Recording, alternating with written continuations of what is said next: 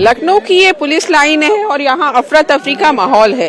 दरअसल 23 जनवरी को नेताजी सुभाष चंद्र बोस की जयंती है और यूपी के सभी 75 जिलों में ब्लैकआउट मॉक ड्रिल की जाएगी। यानी इन शहरों में शाम को ब्लैकआउट किया जाएगा। ऐसा दिखाया जाएगा कि देश पर दुश्मनों ने हवाई हमला कर दिया है और उससे बचने के लिए हम कितने तैयार हैं, इसकी एक तरह से ड्रिल होगी। तो यहाँ पे इस समय यही ड्रिल हो रही है। सब तरफ अफरा तफरी का माहौल है, हवाई हमला हो गया है, सायरन बजा है और जो लोग यहाँ पार्क पे बातचीत कर रहे थे, भजन गा रहे थे, एकदम से बम की आवाज सुन के, हवाई हमले की आवाज सुनकर नीचे लेट गए हैं। यहाँ पे आग भी लग गई है, आग बुझाने की यहाँ कोशिश हो रही है और यहाँ पे मौके पर एनडीआरएफ, एसडीआरएफ, जो सिविल डिफेंस के लोग हैं वो पहुंच चुके हैं और कोशिश यही हो रही है कि इस हवाई हमले के बाद जो यहाँ पर जिन लोगों को चोट लगी है उनको शेल्टर होम में ले जाया जाए, उनको बचाया जाए। तो यहाँ सब तरफ उसी तरह का माहौल है। अब इनको ये दिखा रहे हैं कि हवाई हमले में इनको चोट लग गई है और ये मदद मांग रहे हैं यहाँ पर। तो इस तरह से ये मॉक ड्रिल है, पूरे मैदान में लोग घायल हो गए हैं। ये क्या मकसद है इस मॉक ड्रिल का?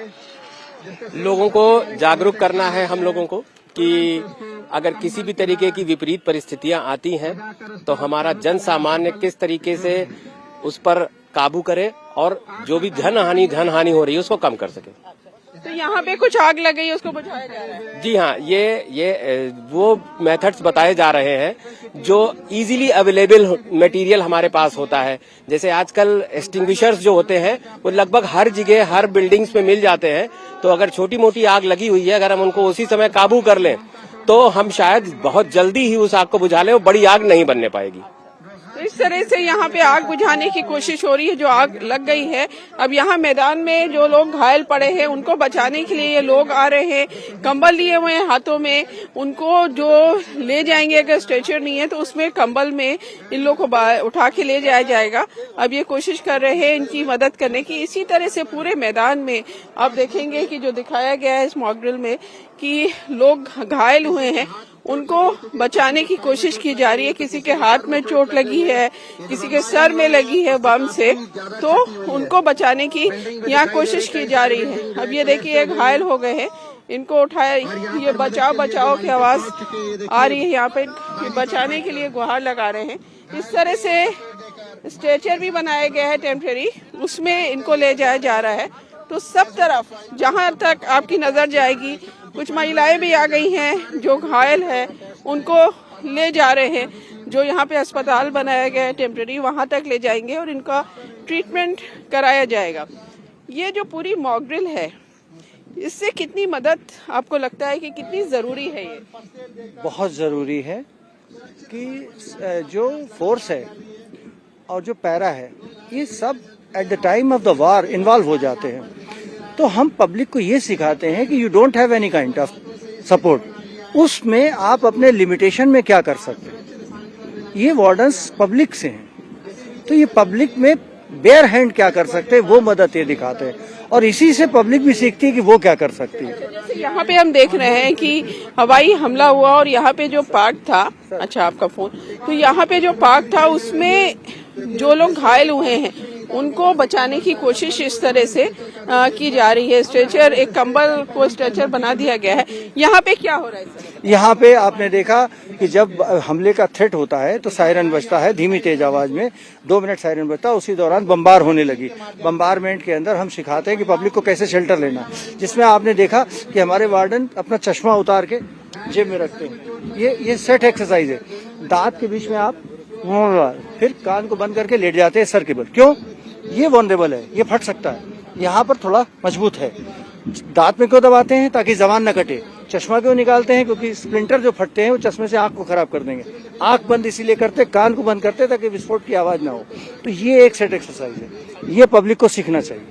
यहाँ ये टेम्परेरी शेल्टर होम बनाया गया है जिसमें आप मेडिकल टीम मेडिकल के लिए एक वो बनाया गया। यहाँ फर्स्ट एड देंगे, क्रिटिकल को एनडीआरएफ उठाएगा। अच्छा, क्रिटिकल को हमारा काम है फर्स्ट रिस्पॉन्डर। हम पहले सूचना देंगे फायर को, एनडीआरएफ को, एसडीआरएफ को, तो वो आकर के फिर टेक ओवर करेंगे। जो क्रिटिकल है हम सूचना देंगे, इतने क्रिटिकल है, इतने सेमी क्रिटिकल हैं, इतने जो हैं स्टेबल हैं, तो जो स्टेबल है पार्टली इंजर्ड है उनको तो हम फर्स्ट एड देके लेके जा रहा है, ऐसे हम ले जाते हैं by hand. We don't have anything.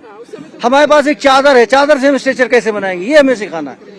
Fire को जैसे न्यूट्रलाइज कैसे करना है। ये आग लगी है यहाँ पे, जो हवाई हमला हुआ है यहाँ आग लग गई है। अब इसको आप ये देखिए, हाँ, उसको बेयर हैंड कैसे वो कपड़े से बुझा सकता है, गीला कपड़ा करके, ये मेथड है ये, क्योंकि वहां पर कोई फायर नहीं है, कोई एक्सपर्ट नहीं है। अब क्योंकि एकदम से खुले में हवाई हमला हो गया है तो यहाँ पे कोई भी जरिया नहीं है, कोई साधन नहीं है। अब आग ये बुझाने के लिए गीला कंबल यहाँ पे लाया गया है और वो भी कंबल से आग बुझाई गई है। आग की हवा के अपोजिट आपको रहना है, क्योंकि अगर हवा में चले गए तो आप इंजर्ड हो जाएंगे। अब आप देखिए ये सिलेंडर है, जल रहा है, हवा के साथ हम इसको उठा रहे हैं, कोई हेजार्ड नहीं, कोई हेजार्ड है। हवा को देखना है, आग से आपको कमन।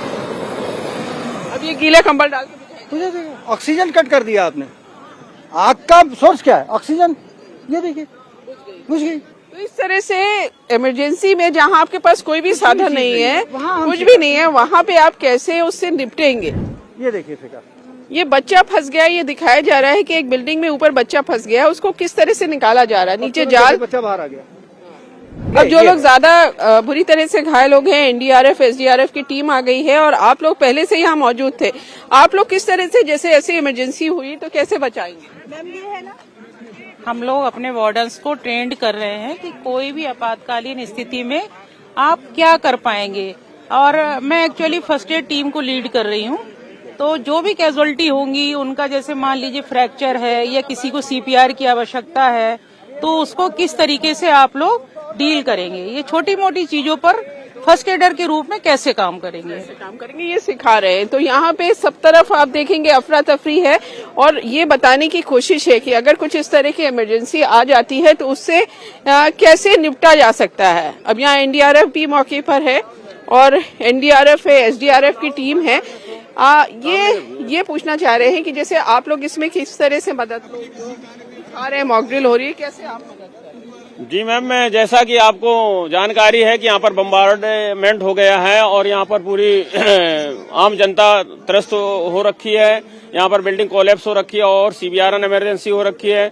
यहाँ पर लोकल जो हमारे फोर्स था उनके द्वारा सरफेस विक्टिम को इवैक्यूएशन किया जा चुका है और जो क्रिटिकल इंजर्ड विक्टिम है और जो हमारे कोलैप्स बिल्डिंग में फंसे हुए व्यक्तियों को एनडीआरएफ के द्वारा इवैक्यूएशन करने की कार्रवाई सुनिश्चित की जा रही है। फर्स्टली उनको स्टेबलाइज किया जाएगा, पीएसटी दी जाएगी और इसके बाद एडवांस केयर के लिए हॉस्पिटल में भेजने की कार्रवाई सुनिश्चित की जाएगी। हम देख रहे हैं कि इस तरह के जो लोग बिल्डिंग में फंस गए हैं उनके लिए ये लगाया गया है, कैसा इसको क्या बोलते हैं, प्लेटफॉर्म? जी प्लेटफॉर्म है मैम। जैसे हाई राइज बिल्डिंग में यदि कोई विक्टिम ट्रैप हो रखा है और वहां पर ऐसा कोई साधन उपलब्ध नहीं है तो ये बेस बनाकर उसको वहां से हम कुदाने की कार्रवाई करेंगे, जिससे कि उसको चोट नहीं लगेगा और फर्दर उस विक्टिम को वहां से निकाला जा सकता है।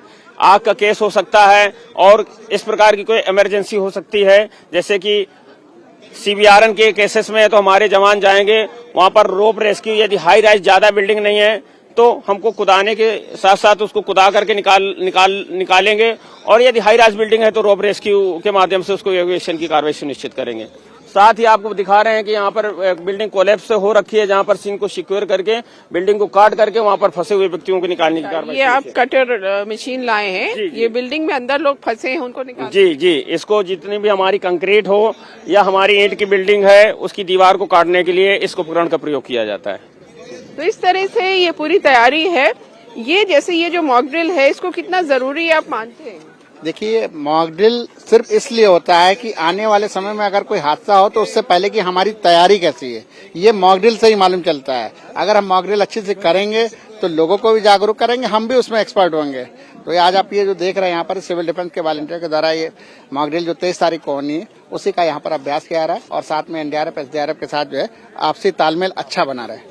23 तारीख को करने के पीछे नेताजी सुभाष चंद्र बोस की जयंती है, कोई खास वजह? अब ये सरकार का सोचना है कि वो दिन ऐसा दिन है जो बलिदान का दिन है और सुभाष चंद्र बोस जो हमारे देश की इतनी बड़ी शख्सियत रही है उसके जन्मदिन पे कर रहे हैं, तो बहुत अच्छी बात है, एक अच्छा संदेश जाएगा।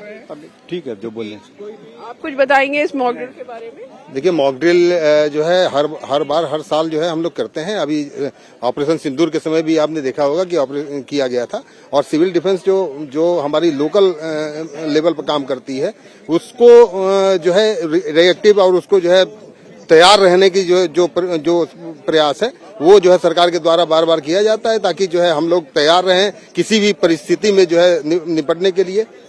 इस तरह से जैसे हवाई हमला हुआ और जो लोग यहाँ पार्क में बैठे हुए थे वो घायल हुए, उनको किस तरह से बचाया गया, उनको रेस्क्यू करके जो फर्स्ट एड कैंप था वहां ले जाया गया।